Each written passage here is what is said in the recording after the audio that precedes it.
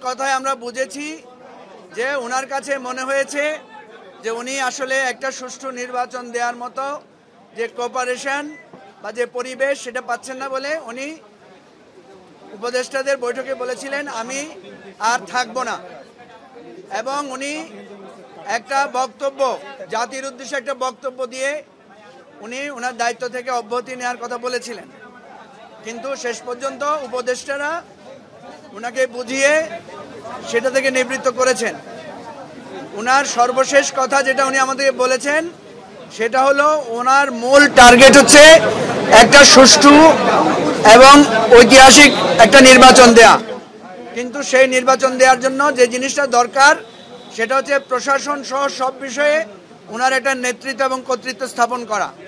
উনি যখন বুঝবেন যে এখন উনি কমফোর্টেবল, সব কিছুর উপর নিয়ন্ত্রণ এবং নির্দেশনামা সঠিকভাবে হচ্ছে, তখন উনি নির্বাচনের একটা তারিখ বা রোডম্যাপ উনি আমাদেরকে দেবেন। আমরা ওনার কাছে দাবি করেছি কয়েকটা, আমাদের এবি পার্টির পক্ষ থেকে আমরা একটা লিখিত বক্তব্য দিয়েছি। আমরা ওনাকে বলেছিলাম যে আপনার সাথে রাজনৈতিক দলগুলোরই সবচেয়ে সম্পর্ক খারাপ হওয়ার কথা এবং এই দায়িত্বটা খুব চ্যালেঞ্জিং। আমরা তখন ওনাকে বলেছিলাম যে আপনি একটা টিম করে দেন যারা রাজনৈতিক দলগুলোর সাথে সমন্বয় করবে, কিন্তু সেটা ওনারা করেন নাই। ফলে আমরা ওনাকে বলেছি যে এটার কারণে আজকে রাজনৈতিক দলগুলো বিশেষ করে বিএনপির সাথে আপনার টানা পড়েন, সেনাবাহিনীর সাথে আপনার টানা পড়েন, এটা এখন জাতির কাছে স্পষ্ট হয়ে গেছে। আমরা ওনাকে বলেছি, এবি পার্টির পক্ষ থেকে আমরা বলেছি এটা একটা সমঝোতার মাধ্যমে হোক, যেভাবে হোক এটাকে একটা কমফোর্টেবল জায়গায় নিতে হবে।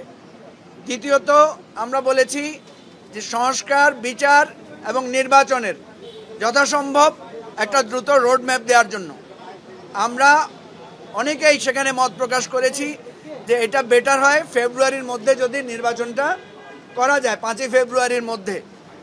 বাকিটাও আমরা বলেছি যে আমরা এটা ব্যাপারে রিজিড না, ওনার জন্য যেটা সুবিধা হয়। এরপরে আমরা আরেকটা কথা বলেছি যে ছাত্রদের যে ঐক্যটা থাকা দরকার ছিল, যে জেনজি, মাদ্রাসার ছাত্র, পাবলিক ইউনিভার্সিটি, প্রাইভেট ইউনিভার্সিটির যে একটা কমন যারা আন্দোলনে ছিল, আমরা বলেছি যে এই ঐক্যটা আপনারা ধরে রাখতে পারেন নাই। কখনো কখনো আপনাদের উপদেষ্টারাও এই ঐক্য বিনষ্ট করার জন্য কাজ করেছে। সুতরাং ওনাকে অনুরোধ করেছি যে টোটাল বিষয়টাকে আপনি একটা বিশ্লেষণ করে কোথায় কোথায় ত্রুটি বিচ্যুত আছে, প্রয়োজনে আপনি যদি মনে করেন উপদেষ্টা পরিষদ রিশাফল করতে হবে সেটা করে হলেও আপনি একটা স্থিতিশীল কমফোর্টেবল জায়গায় আপনি যান। আমরা মনে করি যে ইগো এবং এক একজনের মানে একটা রিজিড পজিশনে আজকে এই ব্যাখ্যা এই গ্যাপটা তৈরি করেছে। সুতরাং আমরা বলেছি উভয় পক্ষকে, এখানে আমরা বেসিক্যালি 3টা পক্ষ মনে করি বা 4টা। একটা হলো অন্তর্বর্তীকালীন সরকার, একটা হচ্ছে প্রশাসন সহ পুলিশ সহ সেনাবাহিনী, এবং আরেকটা হচ্ছে আপনার আমাদের রাজনৈতিক দলগুলো, বিশেষ করে বিএনপি সহ অন্যান্য গুরুত্বপূর্ণ দলগুলো। এই গ্যাপটা দূর করার জন্য আমরা বলেছি যে আপনি সমঝোতামূলক ব্যবস্থা নেন। সর্বশেষে ওনার কাছে আমাদের যে আবেদন ছিল যে আপনি এই দায়িত্ব যদি ছেড়ে দেন, আপনি যদি উপদেষ্টা পরিষদ যদি পদত্যাগ করে আমাদের দেশের জন্য কল্যাণ হতো, আমরা আপনাকে সেটাই বলতাম না। আমাদের কাছে কোনো বিকল্প অপশন নাই, এবং আপনি যে কাজগুলো এগিয়ে নিয়েছেন, এখন যদি আপনি এখান থেকে কুইট করেন তাহলে আমাদের নির্বাচন, সংস্কার সব কিছু আরও অনিশ্চিত হয়ে যাবে। সুতরাং আপনাকে থাকতে হবে, আপনি পদত্যাগের চিন্তা করতে পারবেন না। আমরা সবাই মিলে আমাদের পরাজিত হওয়ার কোনো সুযোগ নাই, আমাদেরকে সফল হতে হবে। এটাই ছিল আমাদের মূল বক্তব্য।